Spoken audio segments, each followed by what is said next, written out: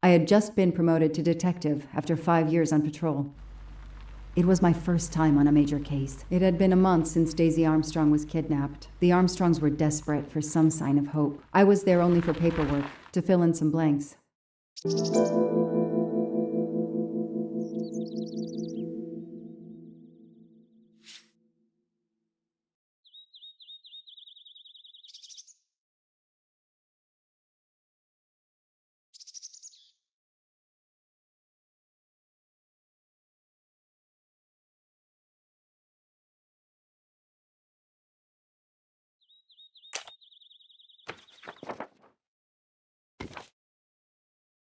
The investigation is now part of a pile of investigations, and my captain sent me here just to dot some I's and cross some T's.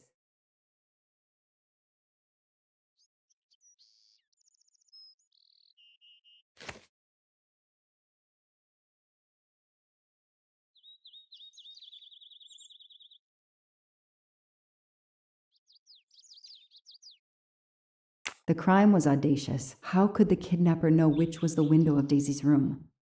No, they could use a ladder to reach it, and no, they could enter the room without being seen. The misspellings are clearly on purpose, and they didn't return the child when the ransom was paid.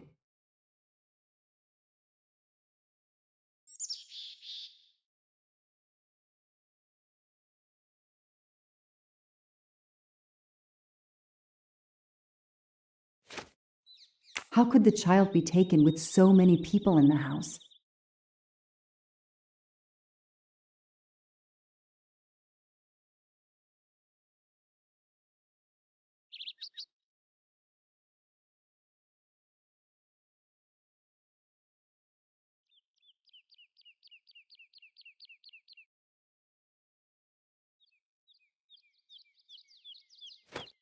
I can't imagine the pain her parents felt when they realized Daisy was gone. How are they going to feel when they realize I have no answers for them? Only more questions.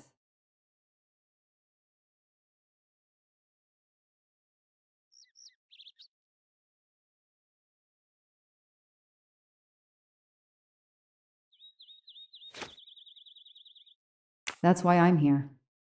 A damn computer glitch. Or somebody pushed delete instead of save. Whatever happened, we lost the nanny's deposition. So my entire contribution to the investigation is to take it again.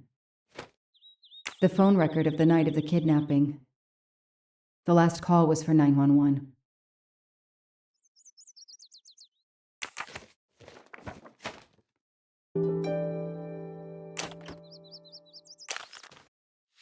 A topographical map. Often more important than a road map in these mountains.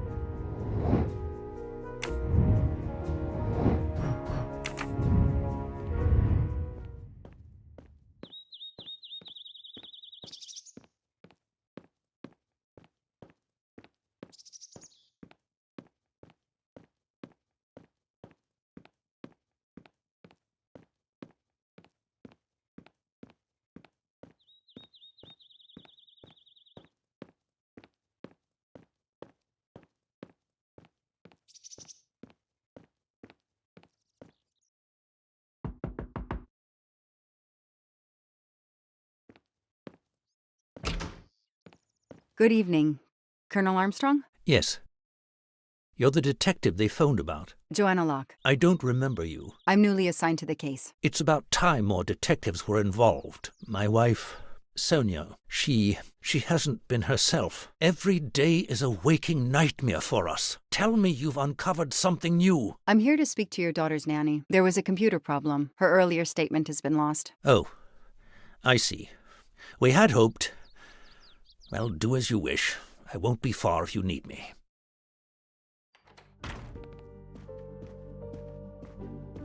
Their fairy tale became a nightmare. How are you doing? Are you holding up? You know, in the military, you're supposed to have the stiffest of upper lips. The Desert War taught me that soon enough. But this, It's difficult. Damned difficult. Harder on my good lady, of course. Do you know where I can find Miss Moreau? Her room is upstairs across the hall from Daisy's. She seldom leaves it. I won't be long. Take whatever time you need.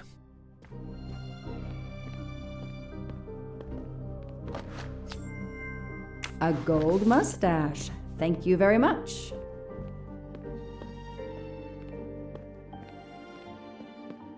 Sympathy and support for the Armstrong family during this difficult time. Thoughtful, but never enough. What a dear child.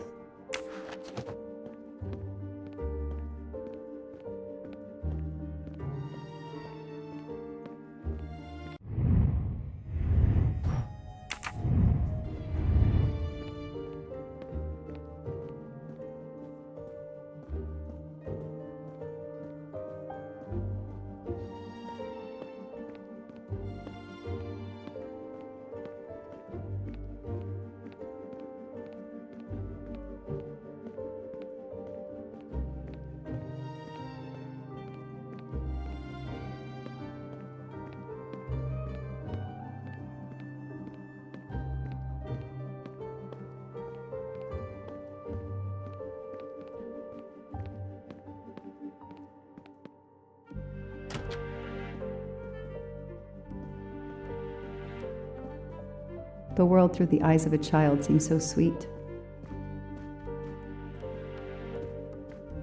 A toy castle. When I was a kid, I had a police station and a tiny squad car with a siren that really worked. Mrs. Armstrong, my name is Joanna Locke. I'm a detective investigating the kidnapping of your daughter. May I talk to you? When is your baby due? Mrs. Armstrong? Sonia? I don't want to talk. I just want to see my daughter again. That's all that matters. The poor woman. I can't imagine how she feels. And another baby on the way? I want to help, but I'm here to take the nanny's statement, and there are no words I can think of to ease Sonia's pain.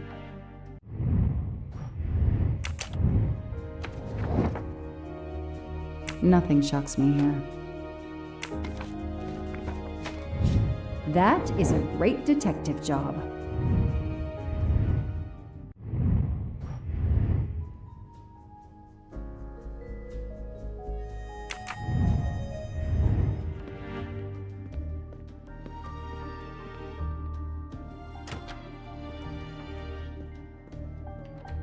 Mrs. Armstrong? Let me show you this.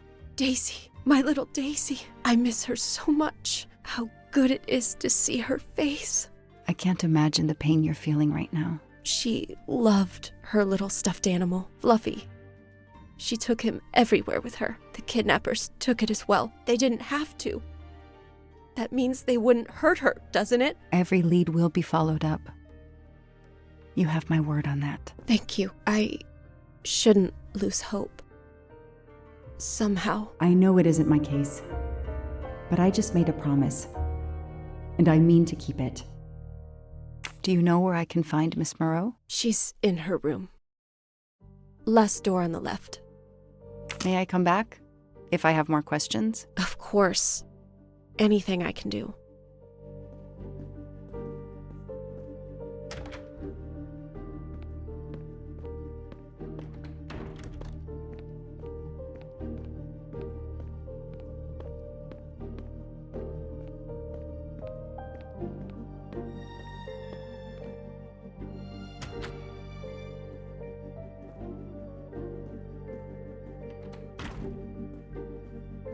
Lyon, in France. What a lovely looking city. A toy train. Now here I am on a real one. Hello, are you Suzanne Moreau, Daisy's nanny? Yes? I'm Joanna Locke, a detective working on Daisy's case. Is there any news? I'm afraid not. How can I help you? I'm really sorry. I'm afraid I have to take your statement again concerning the evening of Daisy's disappearance. There was a computer problem. Your statement was accidentally deleted. Of course. I want to help any way I can. Tell me about that night in your own words. The Armstrongs had a party. to raise money for a museum, I think. Mrs. Armstrong is on her board. I was in charge of Daisy. I stayed with the little one all evening, playing with her and reading books to her. She couldn't sleep with all the noise and the comings and goings. When did you notice Daisy was missing? I was only gone 5 minutes to phone my mother. She's in the hospital. When I returned, Daisy wasn't in her bed. I thought she might have gone to look at the party, but then I saw the ransom note on her pillow. I screamed and screamed. I couldn't stop.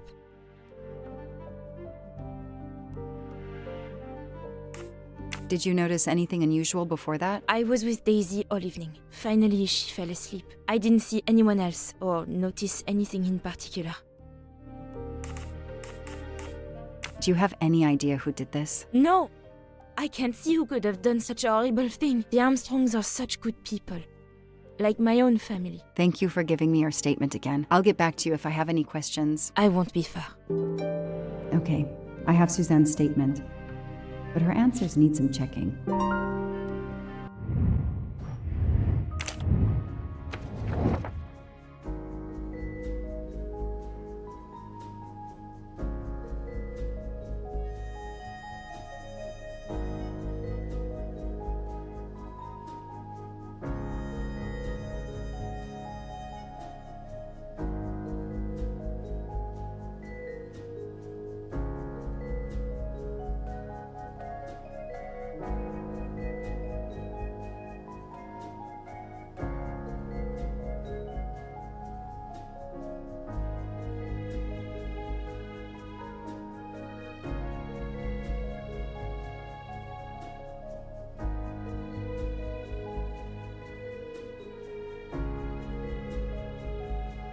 This information does not correspond to what Suzanne told me. Suzanne said she left Daisy alone for 5 minutes, but Mrs. Armstrong says she stayed with Daisy for a while and Suzanne did not return. That's it. No rookie mistake there.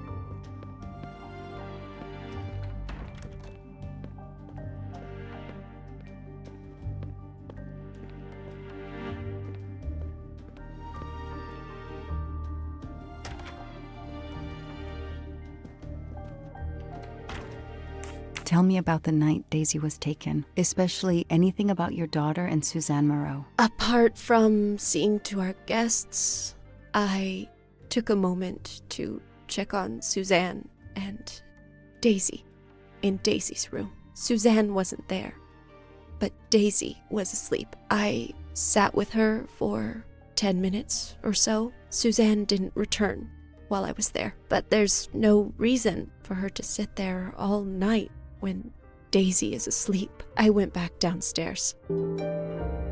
Okay, the stories Sonia and Suzanne tell don't match. I should recheck my file and track Suzanne's movement.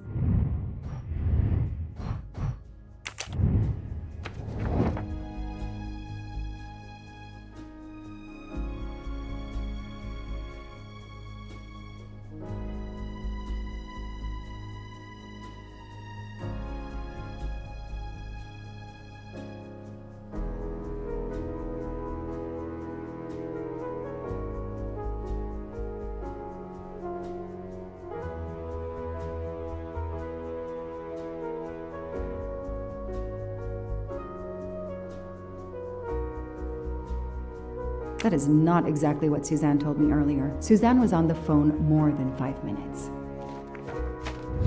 Hey, I'm a pretty good detective after all.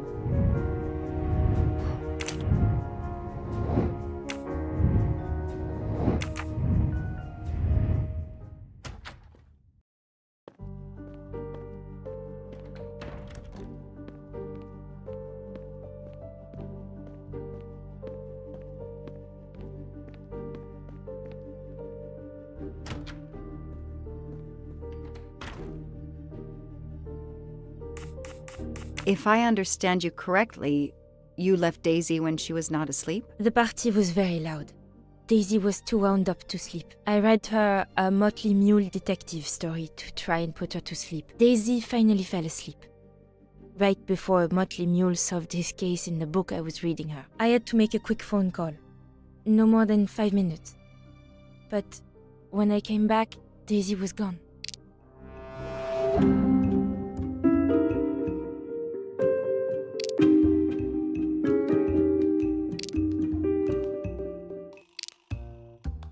Are you sure you were only gone for 5 minutes? 5, 6, what does it matter? It was very quick. You say you were only away 5 or 6 minutes, but Mrs. Armstrong says she was alone there more like 10 minutes. And the phone record shows that you stayed on the call for more than 30 minutes, way longer than you said. My mother is extremely ill. It's difficult for me. I may have lost track of time. When I came back, Daisy had disappeared. It must have been a coincidence. You have to be precise, Suzanne. A little girl's life is at stake. Why are you doing this? I didn't do anything wrong. I would never hurt Daisy. I need to check Suzanne's story. She's panicking. Why now? What is she afraid of?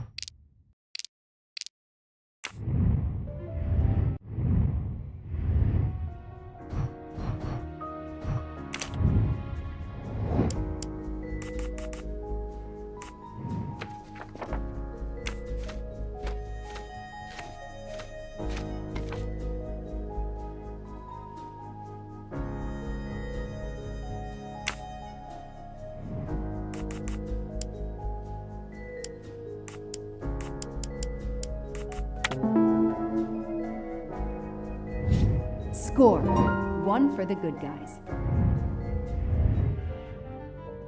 The number you have called is not in service at this time. Please hang up and dial again, or contact your service provider.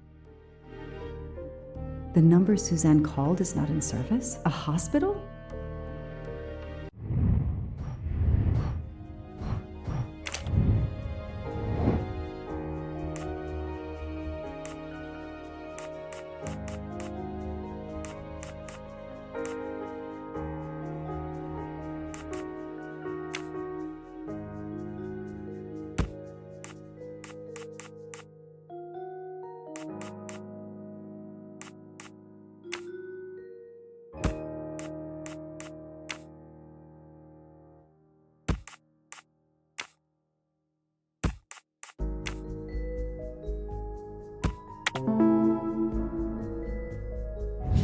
The detective gets it right.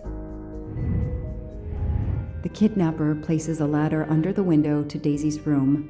Then he joins the party, just one guest in the crowd. He somehow knows when Suzanne leaves the room, then sneaks upstairs. He opens Daisy's window, carries her down the ladder, and vanishes.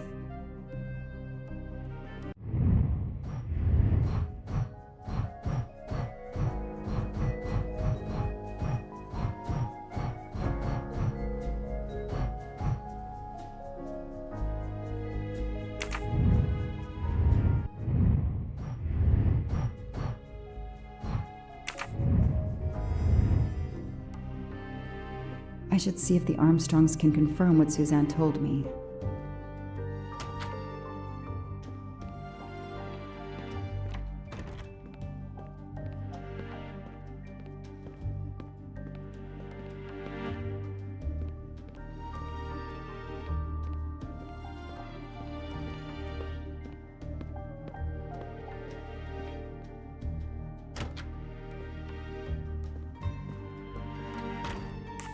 I spoke with Suzanne. She was phoning her mother. That's why you didn't see her when you went to check on Daisy. Yes, her mother. I tried to call the poor woman earlier that week, but the hospital said she's been in a medically induced coma for more than 2 months. Suzanne told me she called her mother, but she would have known her mother was in a coma.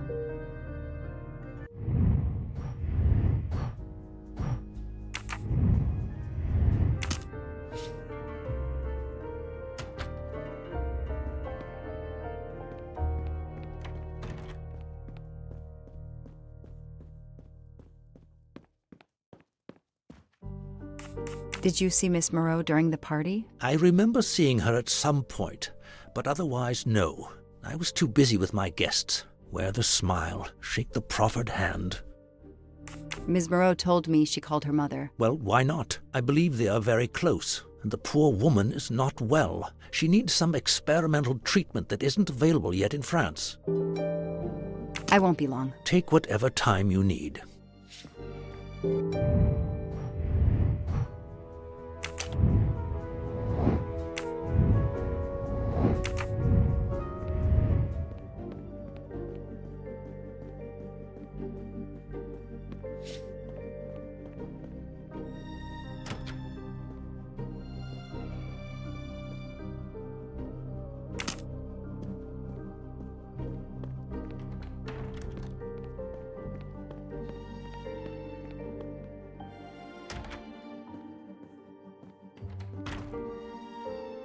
The number you called that night is no longer in service.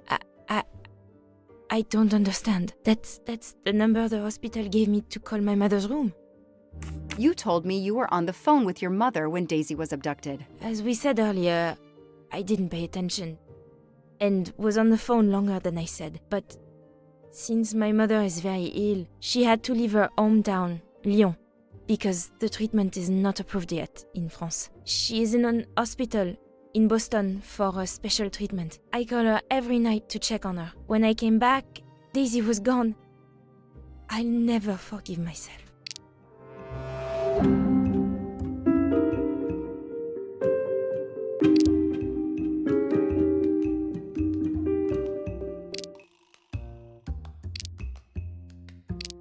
Come on, Joanna. You can do better. Are you sure you called your mother? Yes, every night since she was admitted in December.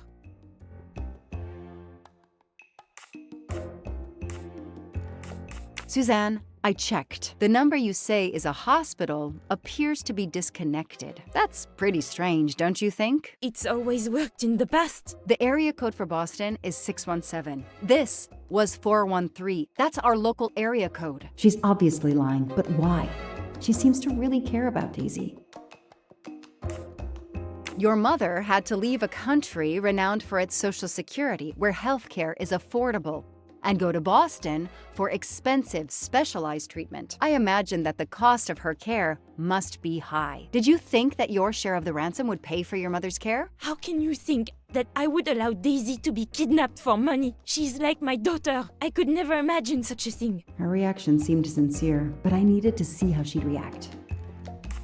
Suzanne, I think you really care for Daisy. If you do, then tell me the truth. You can't have been calling your mother while she's in a coma.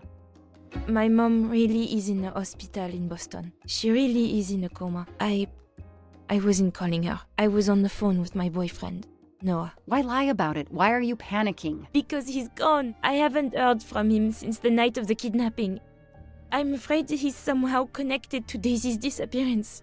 That he was just using me somehow. But I swear I talked to him.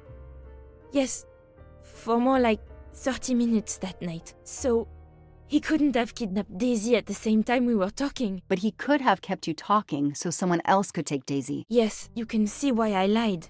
Can't you? I was afraid you'd suspect me of having something to do with it. You can understand that, can't you? Suzanne, I want to believe you, but you've made it harder to find Daisy. Do you realize that? Oh my God. What have I done? What's most important is not what you've done, but what you do now. Go. I'll be back to talk to you. No more lies, Suzanne. For Daisy, no more lies. Noah. The name might lead us to that little girl. I am on this case now, whether my captain wants me to be or not.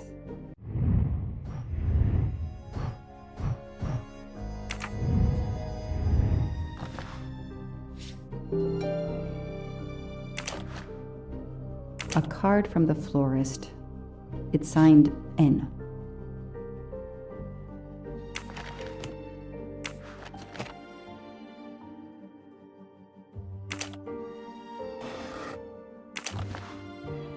Huh.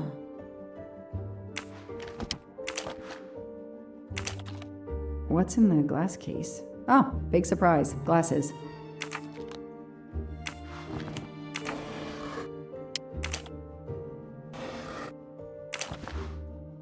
I expect Suzanne must have gone through a lot of tissues these past weeks. An Eiffel Tower keychain, but no key. Small jewelry box. By the size, I'm guessing earrings.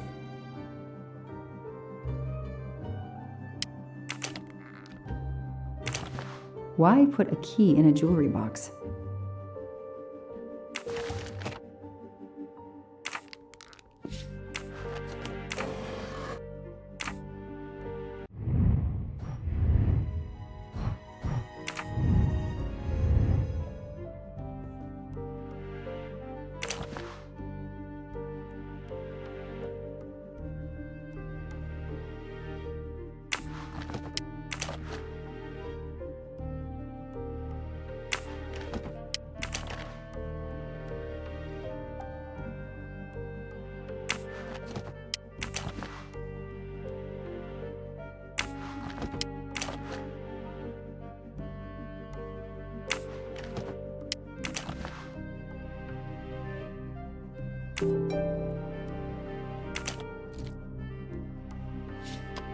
That doesn't work.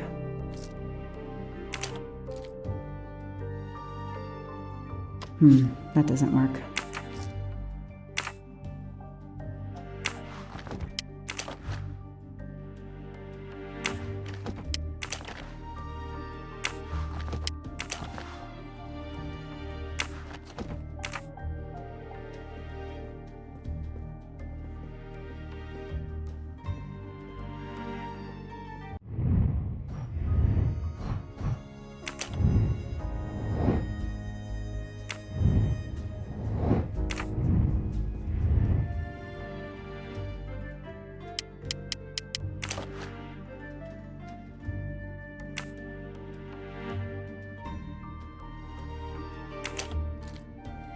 Okay, Suzanne, let's see what you haven't told me.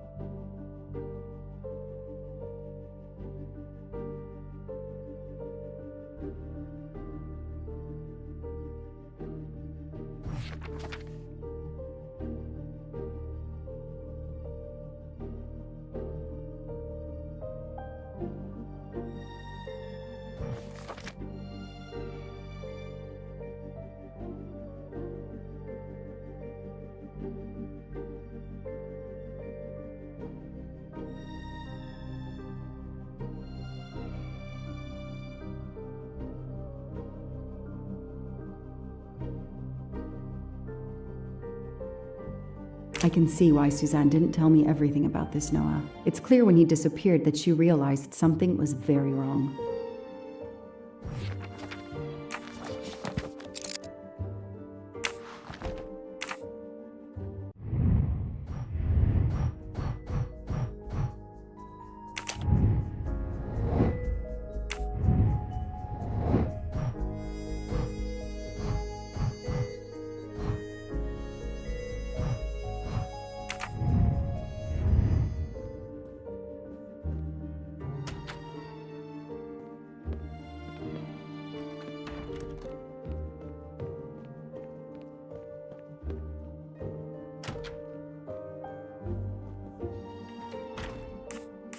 Can you tell me anything about Suzanne's boyfriend? I know she dated our chauffeur for a while. There was someone else she'd met recently, but I don't recall his name.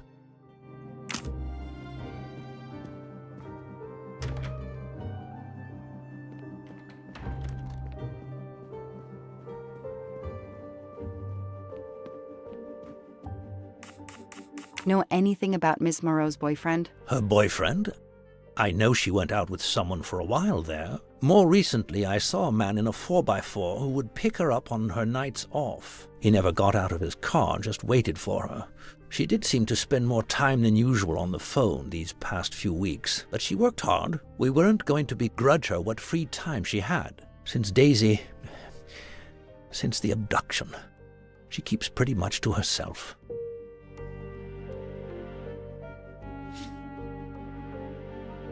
I won't be long. Take whatever time you need.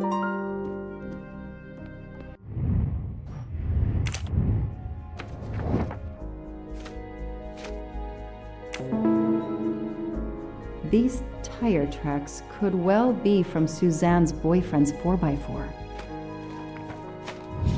That is a great detective job.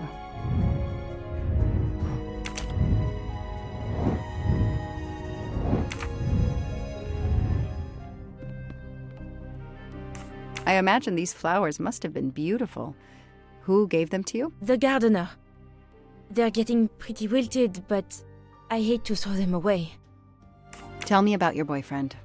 Have you been together long? My boyfriend? Why? He doesn't have anything to do with this. Please, Suzanne, the sooner you answer my question, the sooner we'll be done. His name is Noah Garrity. I met him at a Lunar New Year party in Great Barrington. He is a kind and caring person. Although, well, I miss him. He had to go away on business. He should be back. Tread marks of a four-wheel drive vehicle were found outside the garden on the night of the kidnapping. Noah drives one, doesn't he? Where is he, Suzanne? If you know anything more about him, you have to tell me. I know what you're thinking, but it's impossible.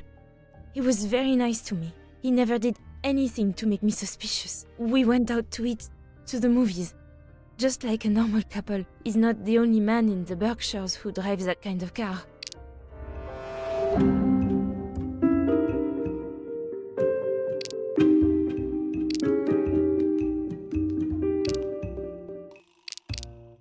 You really didn't notice anything strange about Noah until he vanished? He could get moody at times, as if he had a lot on his mind. In your diary, you say that Noah took you to a cabin in the mountains on Valentine's Day. You read my diary? I'm sorry, but we have to find Daisy. We both want that. So yes, I looked in your diary. You're right. He took me to a cabin in the woods. I waited for him in the car. He came out after a few minutes. He was very sweet and apologetic, but he never explained. We went back to the restaurant for dessert. Did you ever go back to the cabin with him? No, never. So what made Noah drive all the way to a cabin in the middle of nowhere? He left her in the car. Why was he there? This is important. I know it is. I can use Suzanne's directions to the cabin and compare them to the map of the area I have in my car.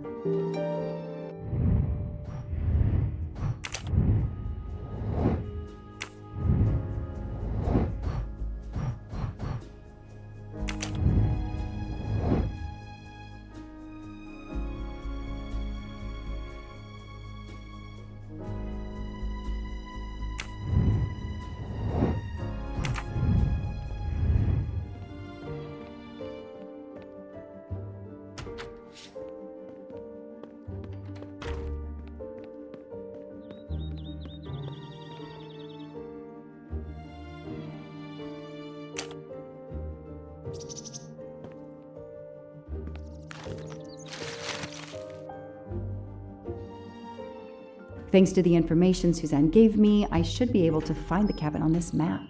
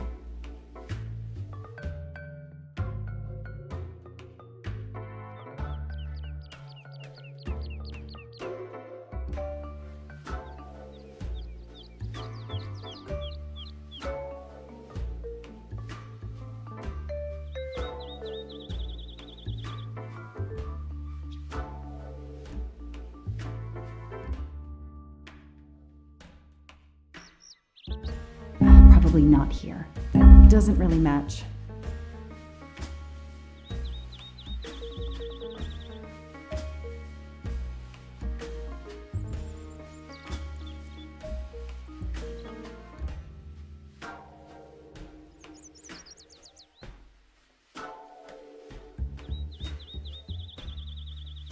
That can't be the right place.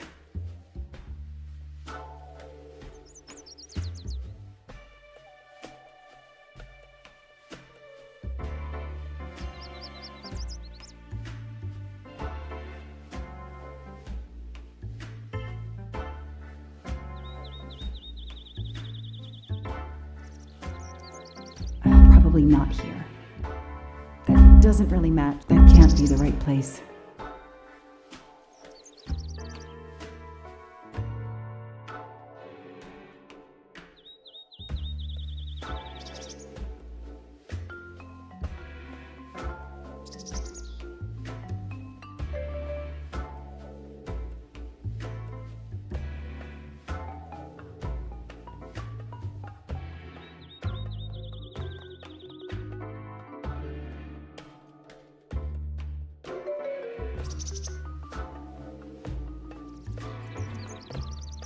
I got it. The cabin has to be here. I have to find that cabin. I hope I'm not too late.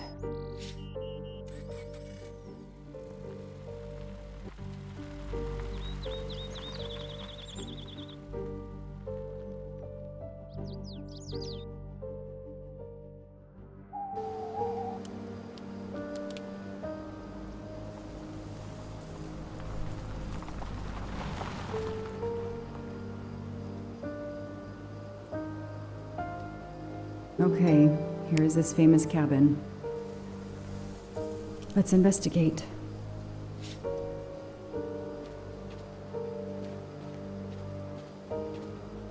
Noah brought Suzanne to this dump on Valentine's Day?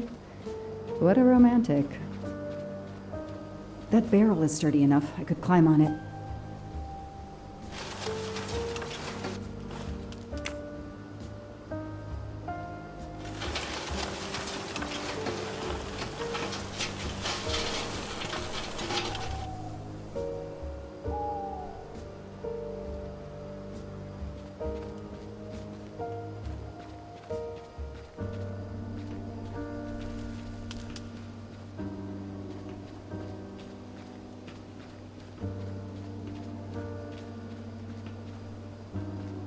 That window is too high to see through.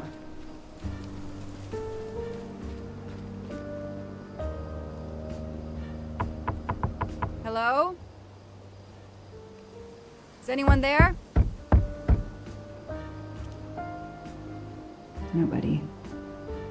I can't just waltz in without a warrant.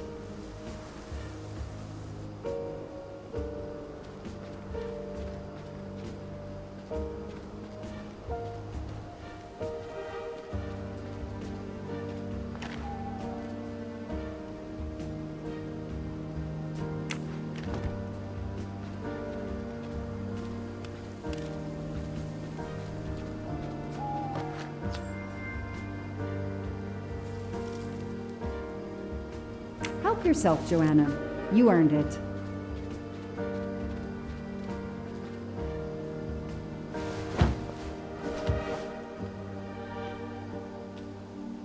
It's Daisy's plush toy. If Fluffy is here, the kidnapper has been here. I have to get inside this cabin. Ugh, an old hunting trophy starting to molt. Empty wine bottles. Somebody has been here lately.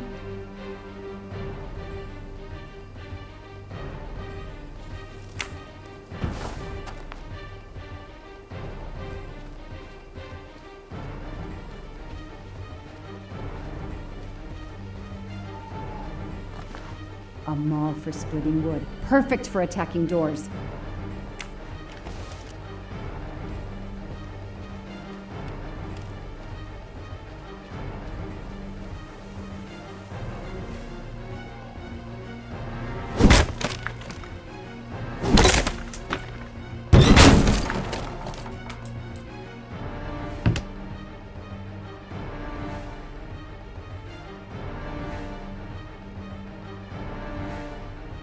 Look at that.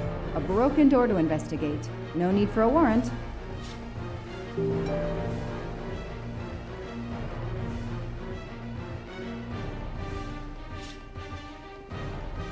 Some people seem to have played here before.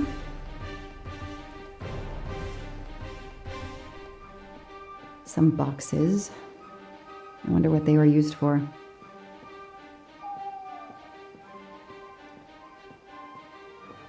The floor is scratched and worn in this area. The sofa must have been moved a lot.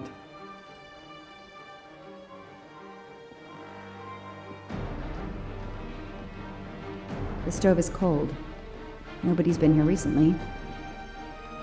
A lot of tools. I guess somebody noticed the cabin was about to fall down.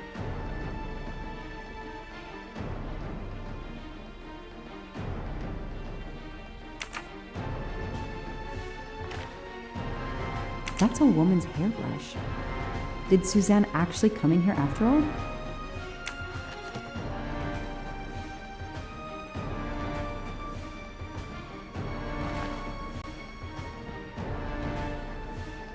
This bottle comes from the Blue Lagoon.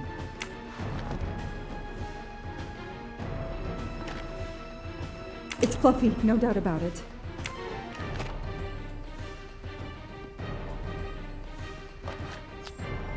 Not really my style, but I'll take it.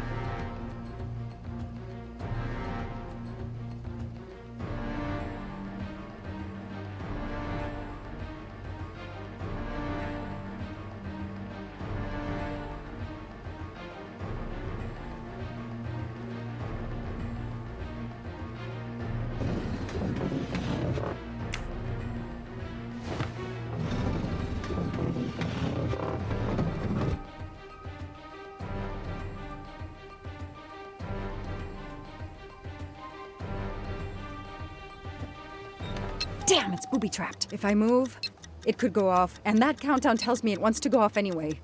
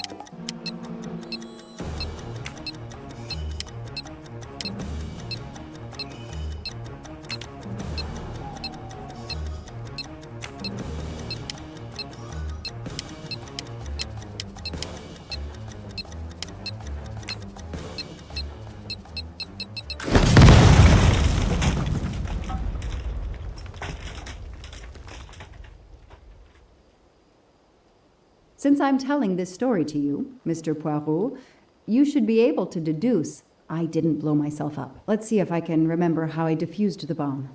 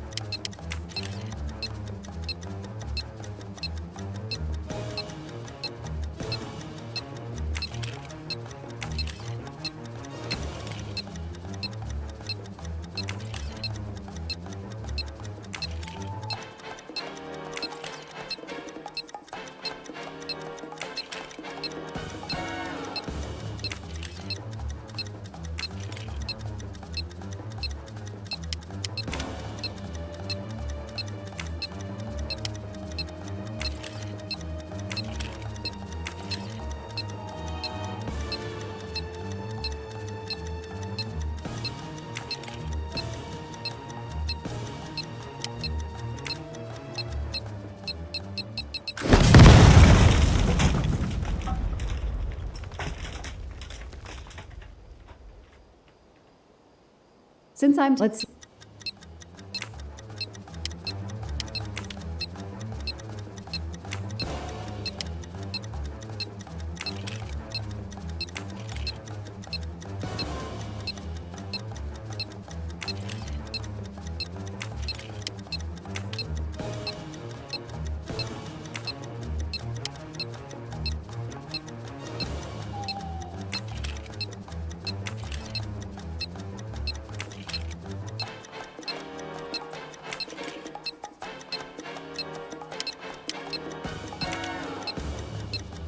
That should do it. Wow, I wonder if that's how close it was. This would have ended my investigation right here. These rods are heading towards the canisters. It must be the trigger for the explosion. I smell a strong, sweet smell. Damn. I think these are filled to the brim with diethyl ether. Incredibly flammable. It looks like the kidnappers wanted to utterly destroy this place and whoever opened this hatch. A wooden crate? I have to open it.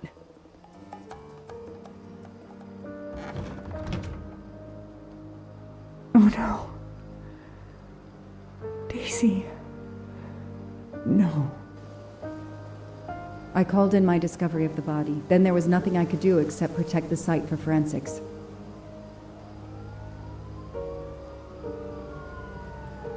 The forensics team arrived an hour later, cordoned off the cabin with crime scene tape, and went to work, looking for physical evidence, fingerprints, testing for fluids, DNA, any clues science can uncover.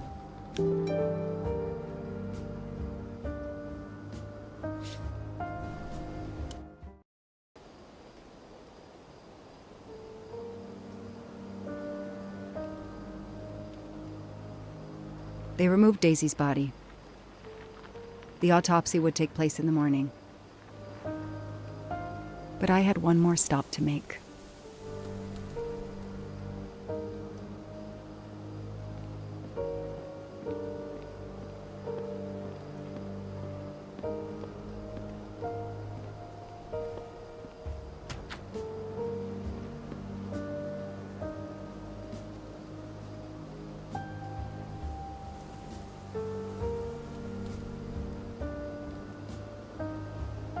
Oh no!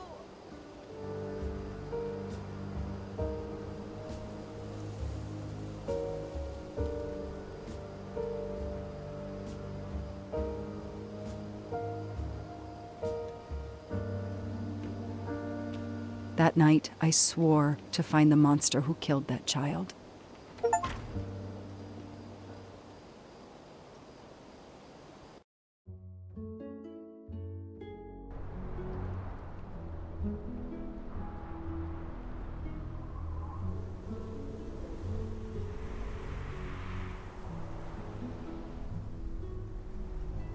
Ratchet on train saw me?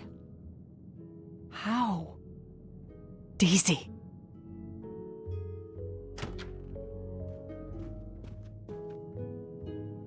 She was awake? And then she collapsed again. I take the responsibility. She was weaker than I realized. Oh. Lie still while I examine you. Pupils dilated? I'm all right.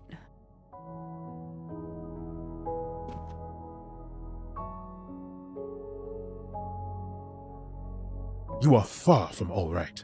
You have been heavily sedated. Your pulse is very weak. I have to finish my story. Ratchet can't escape again. Can't escape. Have no fear of that, mademoiselle. Ratchet will not escape. We must hear her story. This woman needs rest. I will let you know when she is recovered enough to continue. But I warn you, it will be some time. I understand, Doctor. Thank you. I have completed my preliminary examination of the deceased. I think that it will interest you. Indeed it will. And I have other witnesses to interrogate. You are right. Let's not put this poor woman in danger. There will be plenty of time for her to finish her story when she has recovered. By all means, Tell me the results of your examination.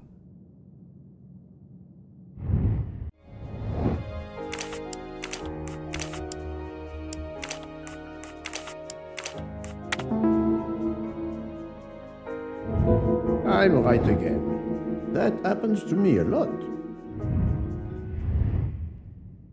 Can you estimate the time of death? Rigor mortis was advanced, but not complete. I estimate the death occurred between midnight and 2 in the morning. That tallies with the witness statements I've collected so far. What is the cause of death? Multiple stab wounds to the upper torso. It's odd there are no signs of a struggle. That might indicate one of the first wounds was enough to kill him. It seems that Monsieur Ratchet had taken sleeping pills during the night. Ah, that would explain the lack of defensive wounds. Mr. McQueen and Mr. Masterman told me that Monsieur Ratchet didn't smoke. Can you confirm this? I can't say without a more extensive post-mortem. What can you tell me about the stab wounds? I counted 12 in all. 1 or 2 are so slight as to be practically scratches. On the other hand, at least 3 would be capable of causing death. The angle of the wounds is instructive. Most appear to have been struck by a right-handed person. But you see, this one, under the right armpit, it's not a deadly blow given the depth, but a right-hander couldn't have done it. It was most certainly struck with the left hand. So, our murderer is left-handed. No, it is more difficult than that, is it not? As you say, Mr. Poirot, some of these other blows are just as obviously right-handed.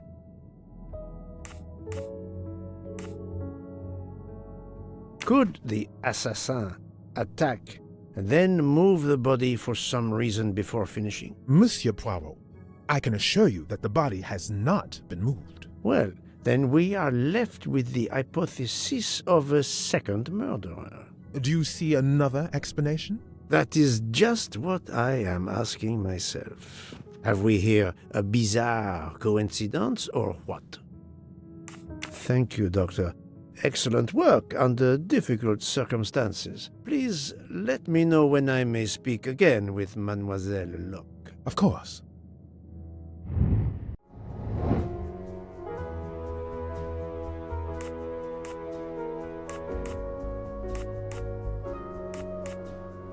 Even a smoker might innocently turn me down. Those I've questioned. Yes, that's certainly a good place to start.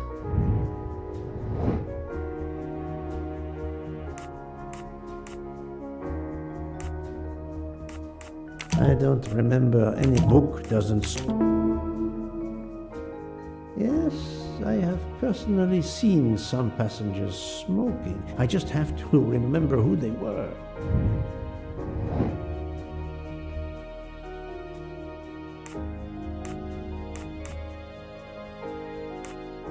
No, I have no official authority. Anyone? Yes, I suppose it's likely they will give me the list of who smokes what. My little gray cells did not let me down.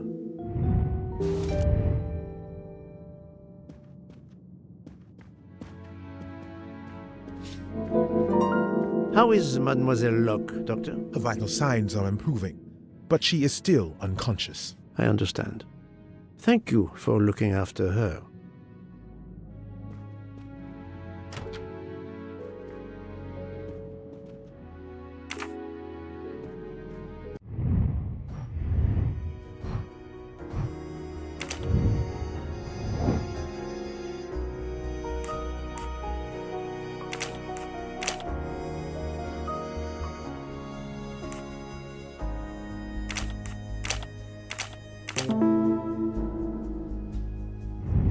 Et voilà.